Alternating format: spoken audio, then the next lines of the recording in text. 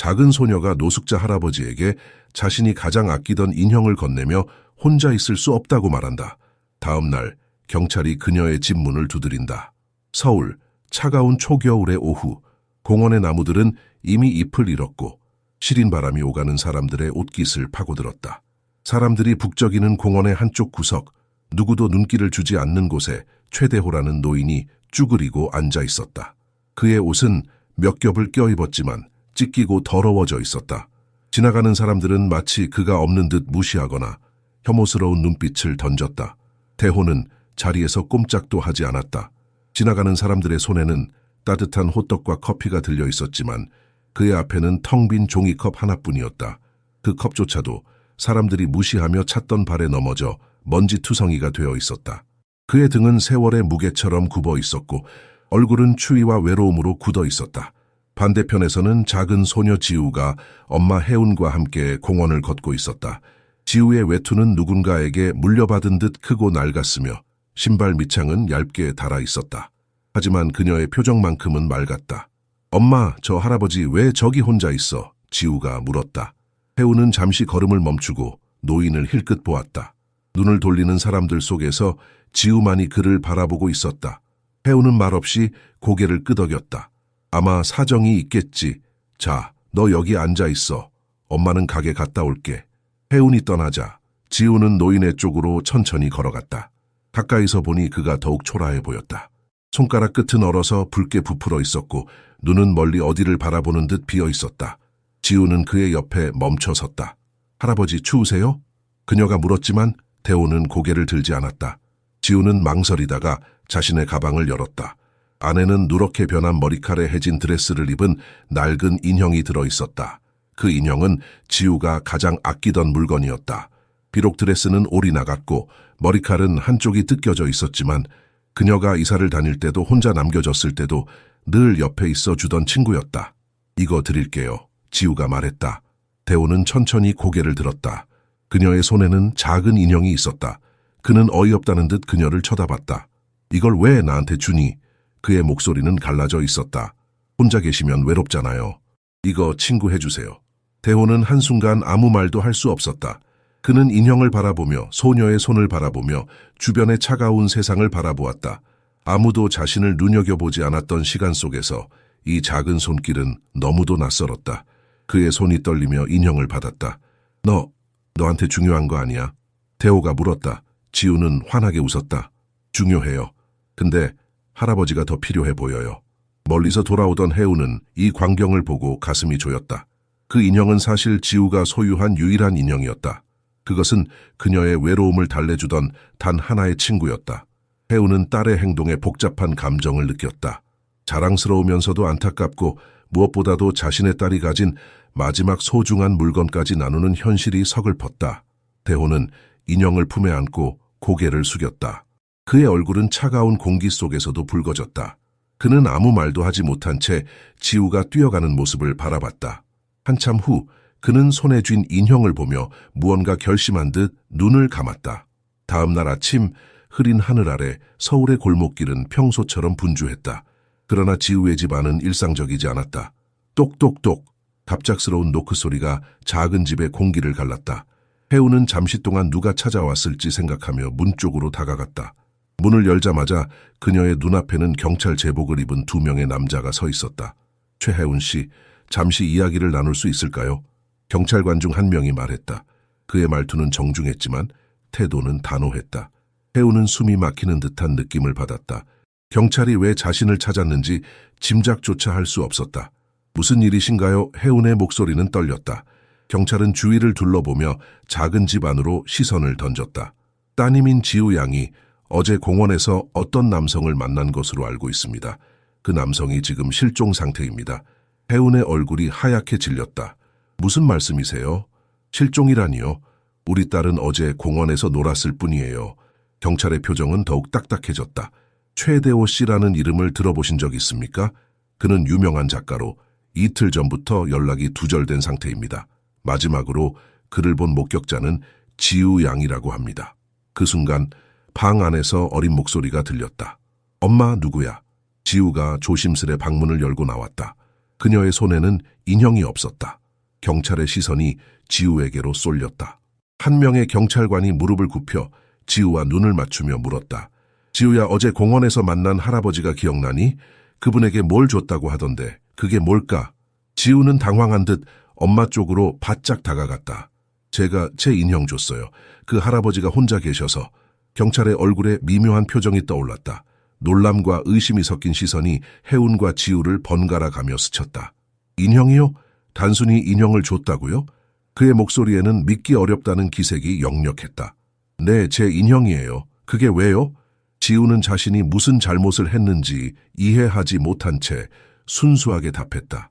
그러나 혜운은 이 상황이 단순하지 않다는 것을 직감했다. 경찰은 다시 혜운 쪽으로 몸을 돌렸다. 이 상황이 생각보다 심각해질 수 있습니다. 실종자가 발생한 만큼 정밀한 조사가 필요합니다. 그 인형은 지금 어디 있습니까? 혜운은 두 손을 마주 잡으며 떨리는 목소리로 답했다. 저희가 그걸 가지고 있지 않아요. 지우가 어제 그 할아버지께 드렸다고 했잖아요. 경찰의 눈이 차갑게 빛났다. 최혜운 씨, 혹시 따님이 누군가의 지시에 따라 그 물건을 넘긴 건 아닌지 의심스럽습니다. 이 사건은 단순히 한 아이의 친절로 끝나지 않을 가능성이 있습니다. 그 말을 듣는 순간 혜운은 머리가 하얘지는 듯했다. 뭐라고요? 지우는 그녀는 말을 잇지 못했다. 머릿속이 복잡하게 돌아갔다. 경찰관은 한숨을 쉬며 말했다. 최혜운 씨, 이 문제로 법적 조치를 받을 가능성을 염두에 두셔야 합니다.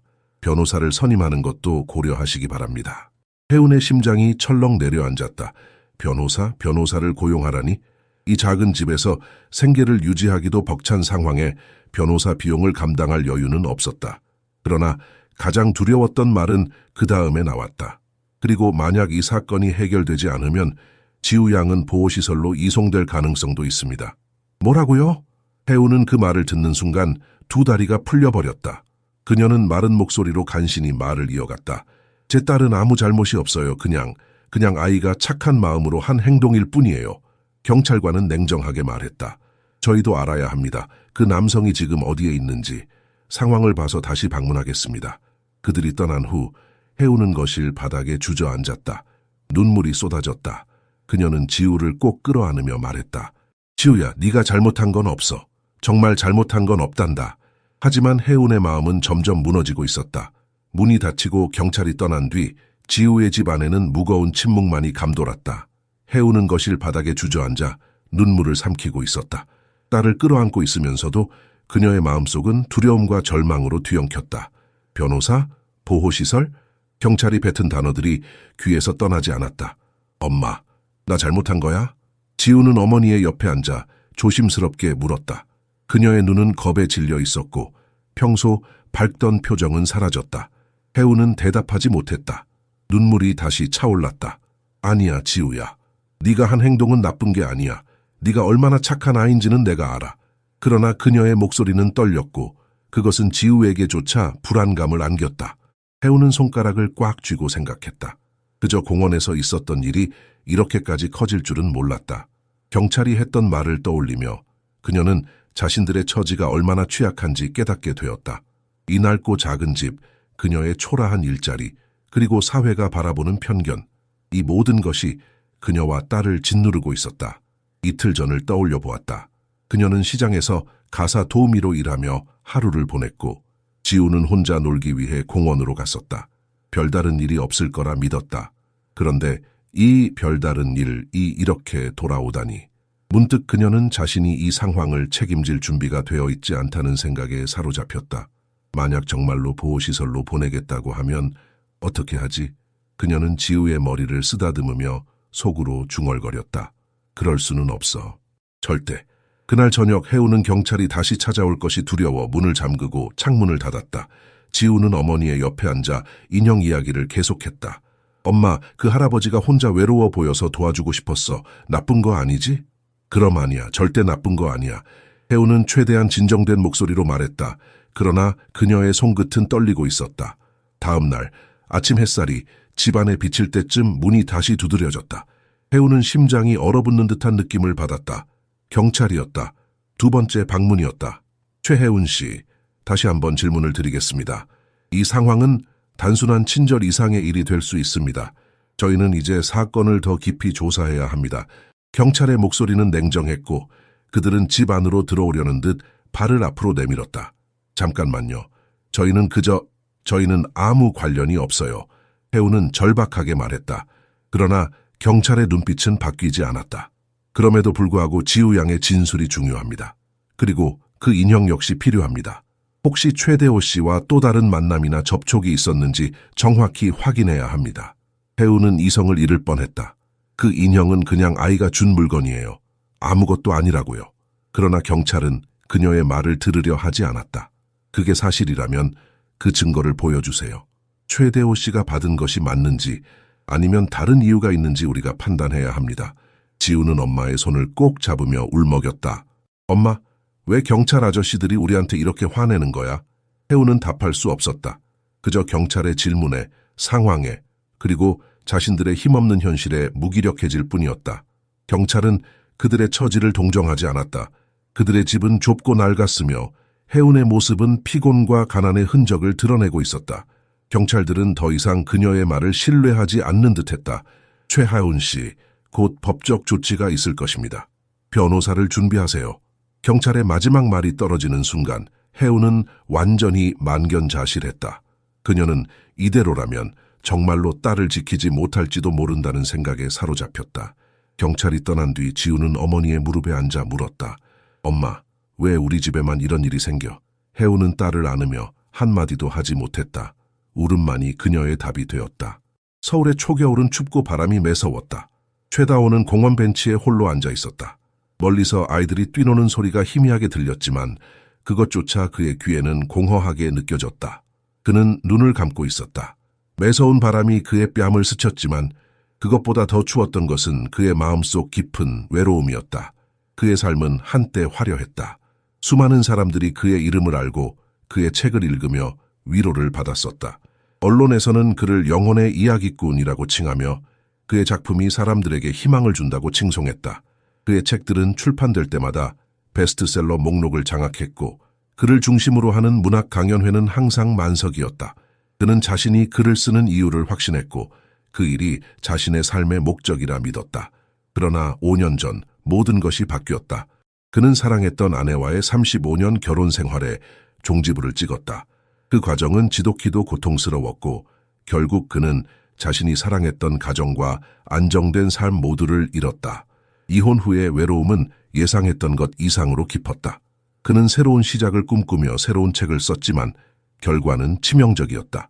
책은 출간과 동시에 냉혹한 비판의 대상이 되었다. 자신의 감정을 담은 일기 수준에 불과하다는 혹평과 함께 그의 이름은 조롱거리로 전락했다. 언론은 그를 찬양하던 때와 정반대로 돌변해 그의 실패를 즐기는 듯한 논조로 기사를 쏟아냈다.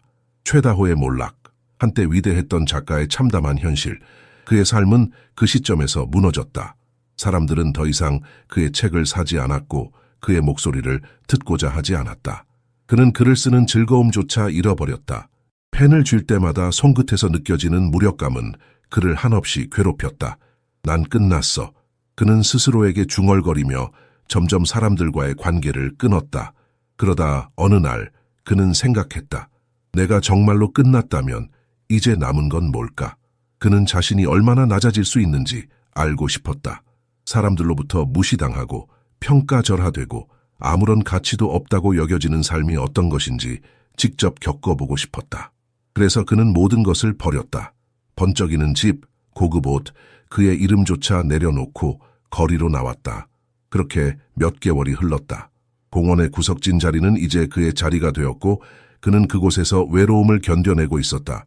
그러나 그것조차 익숙해지던 어느 날 한 소녀가 나타났다. 낡은 옷을 입었지만 그녀의 얼굴은 따뜻한 빛으로 가득 차 있었다. 그 소녀는 다가와 아무렇지도 않게 말했다. 할아버지, 혼자 계시면 외롭잖아요. 그리고 그녀는 자신의 인형을 내밀었다. 낡고 해진 인형이었다. 그 순간 대호의 가슴속 깊은 곳에서 무언가가 흔들렸다. 그의 삶에 대한 모든 회의, 포기했던 모든 감정들이 그 작은 손길 하나에 다시 살아나는 듯했다. 그러나 그가 받은 것은 단순한 인형이 아니었다. 그것은 순수함의 결정체였다. 대호는 그날 이후 그녀가 준 인형을 손에서 놓지 않았다. 그가 얼마나 추락했는지는 중요하지 않았다. 그 순간 그는 다시 살아있는 것 같았다. 지우는 어머니의 무릎에 앉아 가만히 있었다. 그녀의 작은 손이 어머니의 손을 잡고 있었지만 혜운의 손끝은 차갑고 떨리고 있었다. 방 안은 숨조차 막히는 듯한 정적에 휩싸여 있었다. 경찰이 떠난 뒤에 침묵은 더 크고 무거운 소리를 내며 두 사람의 마음을 짓누르고 있었다. 엄마, 우리 정말 나쁜 거 한 거야. 지우의 목소리는 작았고 떨렸다. 그 순수한 질문에 혜운은 가슴이 무너졌다. 그녀는 딸에게 진실을 말해야 했다. 그러나 이 무자비한 세상은 진실만으로 해결되지 않는다는 사실을 너무나도 잘 알고 있었다. 지우야, 혜운은 힘겹게 말을 꺼냈다. 그녀의 목소리는 이미 메말라 있었다. 네가 한 건 절대 나쁜 일이 아니야. 너는 그냥 착한 일을 한 거야. 하지만 세상은 모든 걸 그렇게 보지 않아. 그녀의 말은 끊겼고 울컥 솟아오르는 눈물이 그녀의 말을 막았다. 그녀는 자신을 원망했다. 딸을 이 상황에 빠뜨린 게 자신처럼 느껴졌다. 가난과 비좁은 삶, 그리고 끝없이 이어지는 편견의 시선들. 딸에게 더 나은 삶을 주지 못한 자신의 무력함이 뼈아프게 느껴졌다. 문득 그녀는 스스로에게 물었다. 내가 지금 무엇을 할 수 있지? 경찰의 경고가 머릿속을 떠나지 않았다. 변호사? 그건 말도 안 되는 일이었다. 그녀는 매일 단순한 가사 도우미로 일하며 근근히 생계를 유지하고 있었다. 변호사를 고용할 돈은커녕 다음 달 월세조차 불안한 상황이었다. 하지만 그녀는 딸을 잃을 수 없었다. 보호시설? 그 단어만 떠올려도 혜운의 숨이 막혔다. 그럴 순 없어. 내 딸은 내 옆에 있어야 해. 그녀는 이를 악물었다. 그러나 해결책은 보이지 않았다. 그날 밤 혜운은 침대에 앉아 멍하니 딸의 잠든 얼굴을 바라보았다. 그녀의 작은 숨소리는 고르고 평화로웠지만 그 얼굴이 그 어떤 순간보다도 멀게 느껴졌다. 이대로라면, 진짜로 데려가겠다고 하면 어쩌지. 그녀의 마음은 이미 절망의 끝에 다다르고 있었다. 다음 날 아침이 밝았다. 그러나 그들의 집에는 여전히 어둠이 깔려있는 듯했다. 혜운은 딸의 손을 잡고 말했다. 지우야, 오늘 엄마랑 같이 경찰서에 가야 할 수도 있어. 왜요? 지우는 두려움에 찬 눈빛으로 물었다. 그녀는 어제 경찰들이 던진 차가운 질문들이 떠오르는 듯 몸을 움츠렸다. 혜운은 대답하지 못했다. 딸의 질문에 답할 수 없는 자신이 너무나 비참하게 느껴졌다. 대신 그녀는 딸을 품에 안고 조용히 말했다. 엄마가 꼭 지켜줄게. 절대 내 손 놓지 않을 거야. 그러나 그 순간조차 그녀는 스스로에게 확신할 수 없었다. 어떻게 지켜낼 수 있을까? 변호사도 돈도 없는 그녀에게 세상은 너무 가혹했다. 집 밖으로 나갈 준비를 하던 혜운은 문득 집안을 둘러보았다.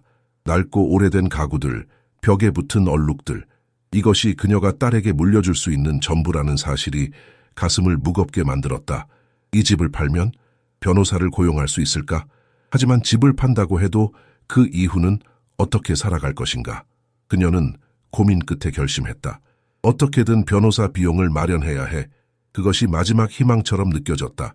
하지만 현실은 차갑고 그녀의 선택지 역시 차갑기만 했다. 엄마, 우리 가야 해? 지우가 물었다. 혜운은 고개를 끄덕였다. 그녀의 눈은 이미 빨갛게 충혈되어 있었다. 응, 우리 가야 해. 모든 걸 해결해야 하니까. 하늘은 잿빛으로 가득 차 있었고 찬바람은 골목길을 스치며 불안과 긴장감을 더욱 자극했다. 혜운과 지우는 경찰서로 향할 준비를 마쳤다. 혜운은 딸의 손을 꼭 잡고 있었지만 손바닥은 땀으로 젖어 있었다. 딸의 손을 놓치지 않으려는 그녀의 의지는 절박했고 얼굴에는 피로와 절망의 흔적이 짙게 드러났다. 지우는 어머니의 표정을 살피며 물었다. 엄마, 우리 정말 잘못한 거야. 그 말에 혜우는 순간 발걸음을 멈췄다. 그녀는 대답할 수 없었다.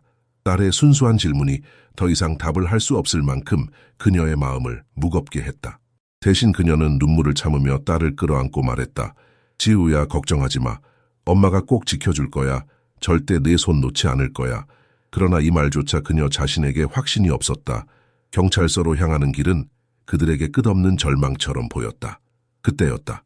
골목 끝에서 멈춰선 검은색 고급 승용차가 눈에 들어왔다. 차는 천천히 다가와 두 사람 앞에 섰다. 차 문이 열리며 한 남성이 내렸다. 그는 낡은 옷을 입고 공원에 웅크리고 앉아있던 초라한 모습의 노인이 아니었다. 다림질이 잘된 코트를 입고 깔끔하게 정리된 모습의 최대호였다. 그가 내리는 순간 해우는 무언가 숨이 막히는 듯한 느낌을 받았다. 혹시 그녀는 말을 제대로 잇지 못했다. 태호는 그들을 향해 고개를 숙이며 차분한 목소리로 말했다. 실례합니다. 걱정 많이 하셨죠? 제가 여기 오느라 시간이 좀 걸렸습니다. 해우는 얼떨떨한 표정으로 그를 바라보았다. 그녀는 이 남자가 같은 사람일 리 없다고 생각했다. 최대호 씨, 정말 공원에서 뵌 그분이 맞으신가요? 대호는 미소를 지으며 고개를 끄덕였다. 네, 제가 그 공원에서 뵈었던 바로 그 사람입니다. 지우 양에게 정말 고맙습니다. 그리고 제 행동으로 인해 여러분께 큰 불편을 끼쳤다면 진심으로 사과드립니다. 그의 말에 해운의 표정은 복잡하게 일그러졌다. 사과라니? 이 모든 일이 단순히 그의 실종으로 벌어진 오해라면 이 과정에서 그녀와 딸이 겪은 고통은 어떻게 되는 것인가? 그러나 그녀는 그저 침묵할 수밖에 없었다. 지우 양 덕분에 제가 다시 제 자신을 찾을 수 있었습니다. 대호가 말했다. 그의 눈에는 진심이 담겨 있었다.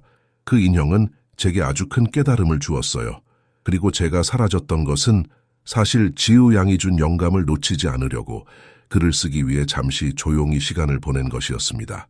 잠깐만요. 해우는 그의 말을 끊으며 눈물을 삼켰다. 우리에게 정말 이런 고통을 겪게 하려고 그런 건 아니었겠죠. 저희는 정말 너무 무서웠어요. 그녀의 목소리는 떨리고 있었다.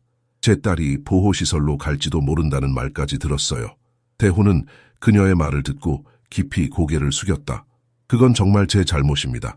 경찰 측에도 모든 오해를 바로잡겠다고 말씀드렸습니다. 제가 직접 해결하겠습니다. 그 점에 대해서는 저를 믿어주세요. 지우는 그저 대호를 바라보며 말했다. 할아버지 괜찮아요. 제가 인형 줬잖아요. 혼자 외로우실까봐. 그녀의 말에 대호는 감동한 듯 미소를 지었다. 네가 그랬지. 그리고 덕분에 내가 아주 중요한 걸 배웠단다. 대호는 뒤를 돌아 자신의 차로 걸어갔다. 잠시 후 그는 손에 서류 가방과 작은 상자를 들고 돌아왔다. 이건 제 진심을 담은 작은 보답입니다. 그가 말했다. 그리고 이 상자는 제 이야기를 담은 글의 첫 번째 초안이 들어있습니다. 제가 받은 영감을 세상과 나누고 싶었어요. 지우 양과 어머니께도 이 글을 꼭 먼저 보여드리고 싶습니다. 해우는 말을 잃었다. 그녀의 마음속에는 분노와 안도감, 복잡한 감정들이 소용돌이치고 있었다. 이게 정말 끝난 건가요? 그녀는 속삭이듯 물었다. 끝난 게 아닙니다. 이건 새로운 시작일 뿐이에요. 대호는 단호한 목소리로 말했다. 그의 얼굴에는 자신감과 결단력이 보였다. 대호의 말은 단호했지만 해운의 마음속에는 여전히 억누를 수 없는 복잡한 감정들이 남아있었다. 그의 귀환과 사과가 안도감을 주었지만 그 과정에서 그녀와 지우가 겪은 고통과 두려움은 쉽게 치유될 수 있는 것이 아니었다. 해운은 한동안 아무 말도 하지 않았다. 지우 양, 그리고 최해운 씨, 대호는 조용히 말했다. 제가 글을 쓰는 동안 제가 잊고 있던 많은 것을 다시 생각하게 되었습니다. 이 작은 인형이 제게 준 깨달음은 단순한 친절 이상의 것이었어요. 그리고 저는 그 이야기를 세상에 꼭 들려주고 싶었습니다. 그는 서류 가방에서 원고를 꺼냈다. 종이에는 빼곡한 글씨가 가득했고 여기저기에 메모와 수정 흔적이 보였다. 대호의 손은 원고를 잡으면서도 미세하게 떨리고 있었다. 그것은 그의 마음속 깊은 열망과 불안을 동시에 보여주는 듯했다. 이건 제가 새롭게 쓴 책입니다. 아직 완성된 것은 아니지만 지우 양이 이 이야기를 처음으로 읽어주셨으면 좋겠어요. 왜냐하면 이건 바로 당신의 이야기니까요. 지우는 깜짝 놀란 표정으로 대호를 바라보았다. 제 이야기요? 제가 무슨 이야기를 했는데요? 대호는 미소를 지으며 고개를 끄덕였다. 그 인형을 통해 네가 보여준 친절과 용기가 내게 다시 글을 쓸 힘을 줬단다. 네가 나를 구했어, 지우야. 너는 그냥 한 번도 누군가를 도와주는 게 얼마나 중요한지 깨달아 본 적 없었던 나에게 새로운 삶을 보여줬어. 해우는 딸을 바라보며 가슴이 벅차올랐다. 딸이 그저 아이로서 한 작은 행동이 이렇게 큰 영향을 미쳤다는 사실에 그녀도 믿기지 않았다. 그녀는 눈물을 삼키며 조용히 말했다. 그렇다고는 해도 저희가 겪은 일들은 어떻게 보상받을 수 있을까요? 그녀의 목소리에는 여전히 복잡한 감정이 묻어 있었다. 대호는 고개를 숙였다. 제가 부족했습니다. 제가 느꼈던 감동을 글로 표현하는 데 집중하다 보니 현실에서 여러분이 겪고 있는 어려움을 제대로 인지하지 못했습니다. 이건 제 큰 잘못입니다. 그렇지만 이 책은 그 고통을 담는 동시에 세상에 전할 메시지를 담고 있습니다. 단순히 미안하다는 말로는 부족할 것입니다. 그는 작은 상자를 열었다. 안에는 새로운 인형이 들어있었다. 이 인형은 지우가 준 낡은 인형과 비슷했지만 새 옷을 입고 있었다. 지우 양의 인형은 제게 너무 소중해져서 돌려줄 수 없을 정도로 제 삶의 일부가 되었습니다. 대신 이건 그 마음을 기념하며 제가 특별히 준비한 겁니다. 지우는 그 인형을 받아들며 웃었지만 곧 진지한 표정으로 물었다. 할아버지, 그럼 제가 드린 인형은 어디 있어요? 대호는 가슴속에서 인형을 꺼내 보여주었다. 낡고 해진 인형은 그의 품속에 꼭 간직되어 있었다. 이건 내가 다시 힘을 낼 수 있게 도와준 내 친구야. 절대 잃어버리지 않을 거야. 대호는 이어 원고의 한 구절을 읽기 시작했다. 어느 추운 겨울 낯선 소녀가 내게 손을 내밀었다. 그 손은 작았지만 나를 일으키기에 충분했다. 그리고 나는 그 손을 통해 다시 살아갈 이유를 찾았다. 그의 목소리는 떨렸지만 진심이 가득 담겨 있었다. 해우는 결국 눈물을 흘렸다. 그녀는 딸을 품에 안으며 말했다. 지우야, 네가 정말 대단한 일을 한 거야. 그러나 그녀의 눈빛에는 딸을 향한 자부심뿐만 아니라 대호의 진심이 그들에게 새로운 시작을 약속하고 있다는 믿음이 담겨 있었다. 이 책이 완성되면 대호는 조용히 말했다. 지우 양이 표지를 장식했으면 좋겠습니다. 이 이야기는 당신의 것이니까요. 당신이 내게 준 인형과 함께 세상에 전하고 싶습니다. 시간은 흘렀다. 공원에서 만난 낡은 인형과의 짧았던 순간이 이제 거대한 이야기로 탄생하려 하고 있었다. 대호의 책은 출간과 동시에 세상을 뒤흔들었다. 책 제목은 단순했다. 인형의 손길. 사람들은 책을 읽으며 눈물을 흘렸다. 냉혹한 세상 속에서도 순수함과 사랑이 사람의 마음을 어떻게 바꿀 수 있는지, 단 한 번의 선행이 얼마나 큰 변화를 가져올 수 있는지를 깨달았다. 지우의 사진이 책 표지를 장식했다. 그녀는 낡은 인형을 꼭 껴안고 웃고 있었다. 대호가 원고를 완성한 날 그녀의 모습을 담기 위해 특별히 사진 작가를 불러 찍은 사진이었다. 사진 속 그녀의 미소는 세상 모든 편견과 차별을 이겨낼 수 있을 것만 같은 따뜻함을 전하고 있었다. 출판사가 보낸 첫 판매 보고서에는 믿기 힘든 숫자가 적혀 있었다. 단 일주일 만에 50만 부 이상 판매되었고 더 많은 주문이 이어졌다. 한국을 넘어 전 세계로 퍼져나간 책은 사람들의 가슴에 공감과 깨달음을 심었다. 그 성공의 중심에는 지우와 해운이 있었다. 그러나 그들의 삶은 단순히 한 권의 책 덕분에 변한 것이 아니었다. 그것은 대호가 보여준 진심과 책임감, 그리고 그가 나눠준 희망 덕분이었다. 어느 날 대호는 해운과 지우를 찾아왔다. 그는 커다란 서류 봉투와 열쇠를 들고 있었다. 최해운 씨, 그는 조용히 말했다. 이건 제가 여러분께 드리는 작은 보답입니다. 해운은 의아한 얼굴로 봉투를 열었다. 안에는 짙은 기권리가 들어있었다. 그녀는 믿기 힘든 표정으로 대호를 바라보았다. 이게 무슨 말씀이세요? 이 놀라운 이야기의 끝으로 향하고 있습니다. 지금까지 이 이야기가 마음에 드셨다면 저희가 특별히 준비한 독점 이야기 플레이리스트도 분명히 좋아하실 겁니다. 영상이 끝난 후 화면에 나타날 플레이리스트를 클릭하시면 지우의 이야기처럼 감동적이고 잊을 수 없는 이야기들을 계속해서 만나보실 수 있습니다. 자, 이제 지우의 이야기를 계속 들어보겠습니다. 책이 성공하면서 제가 받은 건 너무나도 컸습니다. 그러나 그것은 제가 받은 도움 덕분에 가능했던 일입니다. 여러분의 삶이 조금 더 나아질 수 있도록 도와드리고 싶습니다. 이 집은 제가 옆집을 구입하면서 함께 준비한 겁니다. 이제부터 우리는 이웃이 됩니다. 해우는 더 이상 말을 할 수 없었다. 그녀는 눈물을 흘리며 고개를 숙였다. 그녀의 머릿속에는 지난날의 절망과 두려움이 떠올랐다. 보호시설이라는 단어가 머릿속을 스쳤지만 이제 그것은 먼 기억 속 이야기처럼 느껴졌다. 지우는 새로운 집으로 들어가자마자 손을 흔들며 말했다. 엄마, 여기 정말 커요. 우리 집이 이렇게 커질 수 있다니. 그녀의 목소리에는 순수한 기쁨이 가득했다. 대호는 그녀를 보며 조용히 미소 지었다.